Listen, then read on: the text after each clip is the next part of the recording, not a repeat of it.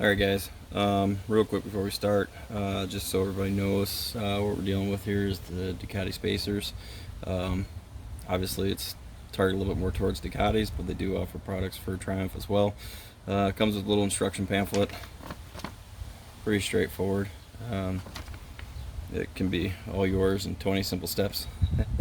It'll probably take longer to make this video than it will to put this actually in here. The kit comprises of these two little spacers.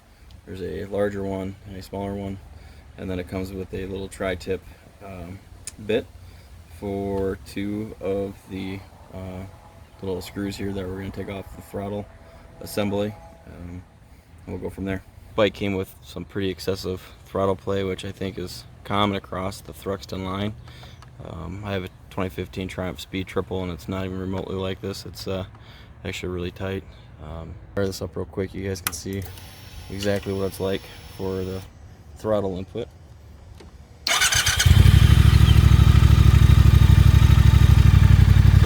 hopefully I don't get too cut out here with the sound, but ultimately, like I said, you'll be sitting here. It's got about that much free play before you can start getting into anything.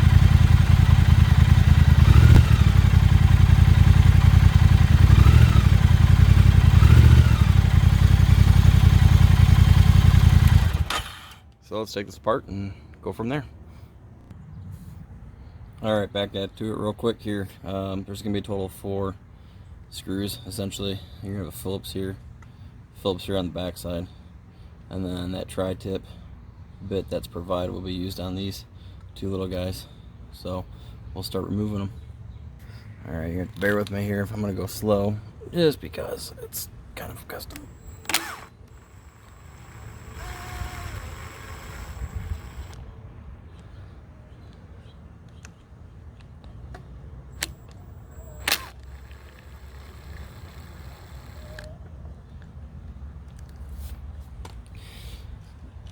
Don't want to scratch paint, obviously.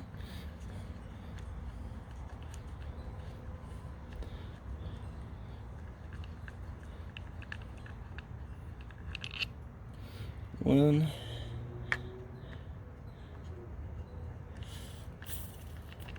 get this out of there, 2. Alright, let's just see here. Fancy part, I don't even have to use the tri-bit quite yet, it looks like. So let me pause this and show you what we got from the top. Like I said, I'm gonna have to remove those little other 2 screws with the provided bit. I decided not to try it from the bottom, rather just rotate this up, just to simply try to save my paint.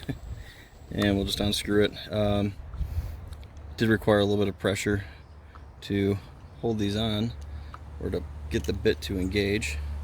Like I said, they're a little bit different than, it's like a safety. Ooh, let me get in focus here.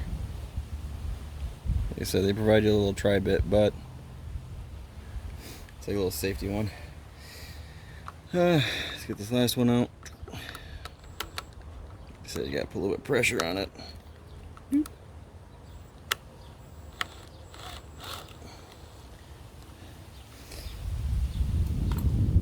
Alright. Hopefully this will give me some more room now. Just throw that in my pocket where I'll forget about it.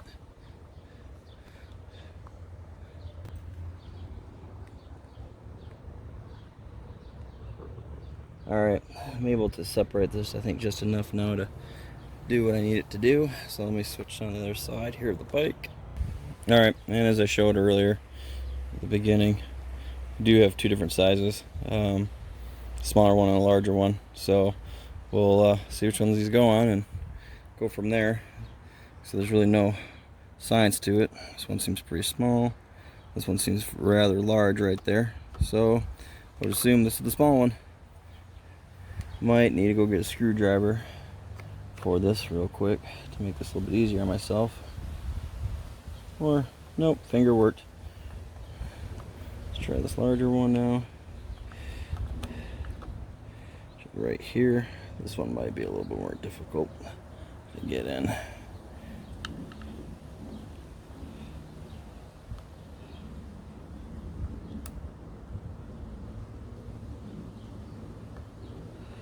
Alright, it's getting there. Boop.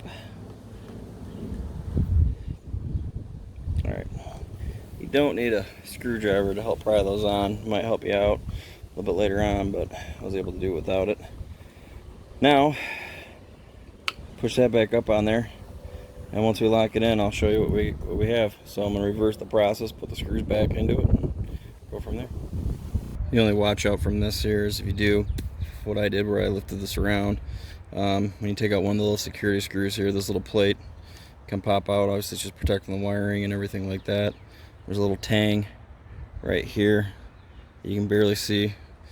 That has to go underneath this little ledge right there. It looks like there's a little bit of labeling there. Can't tell what it is, but slide that back in there, and then that should be locked in there. Everything should be lined up. This will be fun. See how many times I drop this.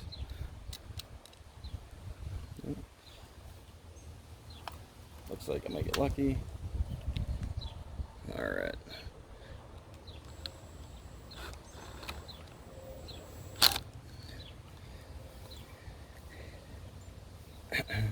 Excuse me. All right, last one. This guy in here.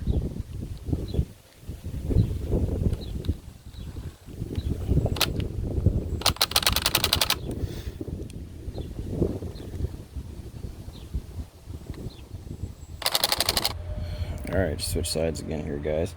So, just real quick, if you remember a little bit earlier on, this guy had a lot of free play into it. I mean, it was very noticeable. Granted, I'm just holding on to this. Once I lock it down, you'll see it a lot better, but I mean, it's not moving it at all. So, there's no more wiggle room or anything like that. So, I should have instantaneous throttle results with input. So, let me put this back together and we'll do an after shot. Alright, I just went ahead and hand started those screws on the bottom. I'm not going to switch angles. It's pretty straightforward. It's righty tighty, lefty loosey. Once again, not a lot of torque's needed for these guys. I don't know what the actual spec is. I could pull it up, but as long as it's not over tightened, we're really under tightened, I guess.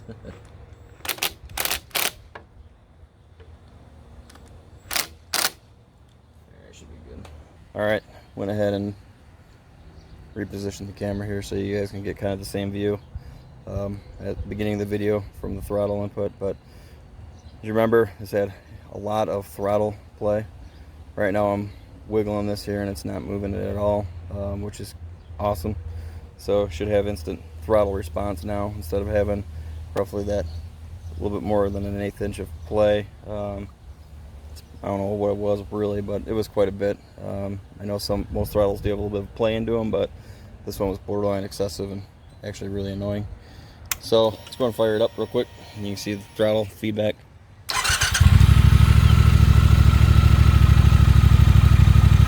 So just we turn off the vitals. We'll have to start up real quick here. It should calm down.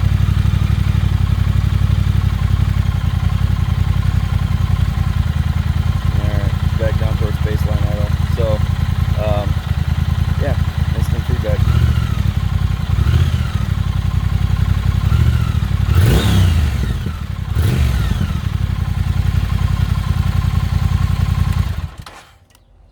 Definitely happy with the purchase as of right now. Obviously, I haven't had a chance to ride this with it. I'll see about trying to maybe do an add-on to the video at the end of it, just giving some more feedback onto it and if I like it or if it just seems like it's too touchy now. But I think this should be a significant improvement over stock. It's definitely worth it. It's really fast and easy to install, and honestly, like I said, it took longer to create the video than it did to do the install. 4 bolts and just putting those on there. I would say if you were ready to go, and you could probably have it done in about 5 minutes if that. So other than that, that's it. Thanks for watching.